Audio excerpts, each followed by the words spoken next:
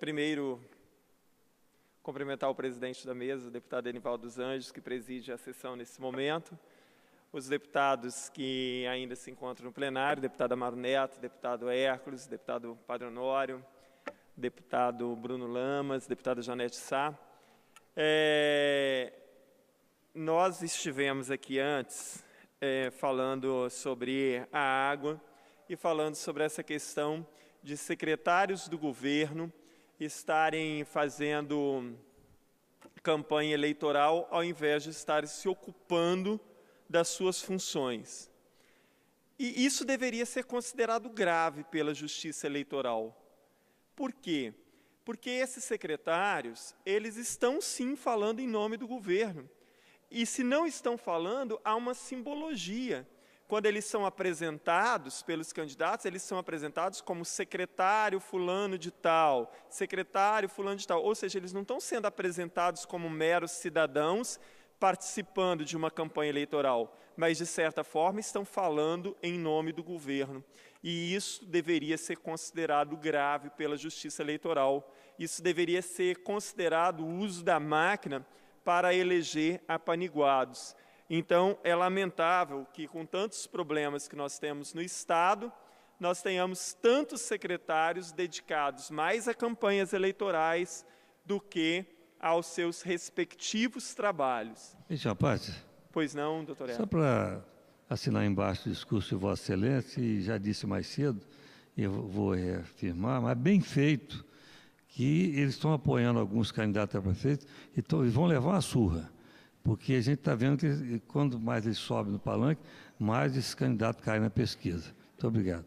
Obrigado, doutor Hércules, e em parte eu concordo com o senhor também. Então, isso deveria ser considerado quase como um crime eleitoral. Deveria constar na legislação de que secretários de Estado e mesmo o governador não se pronunciasse e nem tomasse partido durante eleições, né? Isso seria bastante adequado. A deputada Janete falou aqui a respeito da possibilidade de compra de votos na boca de urna, né, e que a gente vai precisar estar bastante atento. E aí cabe à população, aqueles que nos ouvem agora em casa, de ajudar a denunciar. Hoje existe um aplicativo do Tribunal Eleitoral que as pessoas podem denunciar sem a necessidade de se identificar. Então, cabe a nós, cidadãos, também, vigiarmos e tomarmos conta disso e denunciar se houver compra de voto ou qualquer atitude suspeita, e que isso seja denunciado. E a campanha eleitoral, né, eu fico observando, assim, em vários municípios, eu tenho visto alguns programas, ouvido programa de rádio, alguns programas de televisão, ou entrevistas de candidatos em vários municípios. Seria bem adequado que todos os candidatos hoje fizessem uma campanha eleitoral, deixando muito claro para os cidadãos a situação difícil que o país e os municípios enfrentam. Porque não adianta prometer muitas vezes que vai fazer isso, que vai fazer aquilo, se não há dinheiro suficiente para isso. Eu creio que hoje, e talvez, né, alguns deputados concordem comigo, que se um novo prefeito que vai tomar posse no ano que vem, se nos próximos 4 anos ele conseguir colocar as contas de uma prefeitura em ordem, já tem que se tirar o chapéu para ele. Ele já fez muito se ele conseguir fazer isso, né? Nós temos visto muitas vezes, né, assim, esse ano essa campanha foi atípica, então poucos debates eleitorais têm ocorrido para que o público acompanhe, e muitas vezes esses debates são feitos muito tarde, e as pessoas têm que acordar cedo, acabam não assistindo. E existe, a meu ver, e eu sempre disse isso, assim, eu nunca gostei muito desses debates que a televisão faz. Por quê? porque eles são curtos demais, o tempo de pergunta e o tempo de resposta do candidato é muito pequena, é impossível que a pessoa consiga responder ali. Por exemplo, se um candidato pergunta para o outro assim, o que o senhor pretende fazer pela educação do município? E aí ele tem 1 minuto para responder, como é que ele vai explanar de uma forma que eu entenda exatamente o que ele vai fazer em apenas 1 minuto? Esses debates eleitorais, tanto na TV quanto no rádio, o formato deles deveria ser modificado, eles deveriam ser temáticos. Como rádio e TV são concessões públicas, deveria ter, por exemplo, vamos ter no mínimo 5 debates. E cada debate desse ser temático, por exemplo, um debate que vai falar só sobre a economia dos municípios. E então os candidatos teriam ali um tempo muito maior para debater e cada um mostrar ali quais são as suas propostas, o que pensam, enfim. Aí um dia só para falar sobre educação, sobre saúde, enfim.